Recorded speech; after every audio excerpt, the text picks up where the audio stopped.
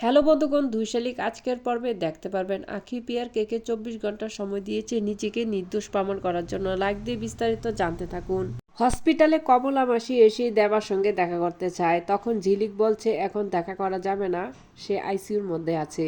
তখন গৌরব বলছে যা করো জলদি করো। তখন ঝিলিক ডাক্তারের চেম্বারে গেল, গিয়ে দেখে ডাক্তার নাই। যখনই ডাক্তার মোবাইলে ফোন দিল তখনই ডাক্তার লুকিয়েছিল। তখন ডাক্তার বলছে আমি ঘুরতে গিয়েছি। তখন ঝিলিক বলে মানুষ তো ঘুরতে যায় নদীর পাড়ে, আপনি কেন এখানে? চলুন বাইরে চলুন। ডাক্তার বলে আমার বউ নিষেধ করেছে কোনো অন্যায় কাজ না করতে। ঝিলিক বলে মাঝে মধ্যে নিজের কথাও চলতে হয়।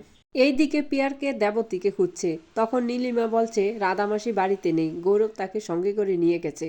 তখন পিয়ারকে বলে কোথায় নিয়ে গেছে? নীলিমা বলে রাধামাসিকে আশ্রমে নিয়ে গেছে। নীলিমা তখন পিয়ারকে জিজ্ঞেস করে রাধামাসি কোথায় গিয়েছে, আপনারা তো খোঁজ নেওয়ার কি দরকার?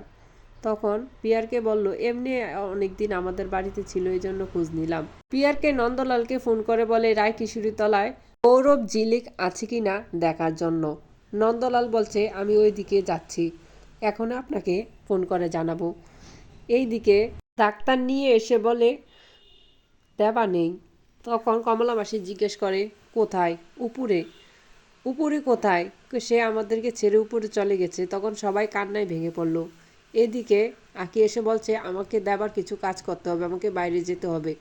তখন সে এসে পিয়ারকের গাড়ি আটকায়, বলছে তুমি দেবাকে কেন মেরে ফেললে? পিয়ারকে আঁখিকে বলে রাস্তায় ছেলে রাস্তায় মরবে, সেটা আমি কি করে বলবো? আঁখি বলে তুমি দেবাকে মেরেছ। পিয়ারকে বলে আমি দেবাকে কেন মারবো, কি প্রমাণ আছে? তখন আঁখি বলে তোমাকে ২৪ ঘন্টা সময় দিলাম নিজেকে নির্দোষ প্রমাণ করার জন্য, তা না হলে জেলখানার চাকরি টানতে হবে। পিয়ারকে বলে দেবাকে ছেড়ে ছাতাবাড়িতে চলে আয়। বন্ধুগণ, আঁখি কি পারবে পিয়ারকে উপযুক্ত শাস্তি দিতে? অবশ্যই কমেন্টস করে জানাবেন। আমার চ্যানেলটি সাবস্ক্রাইব করে রাখবেন।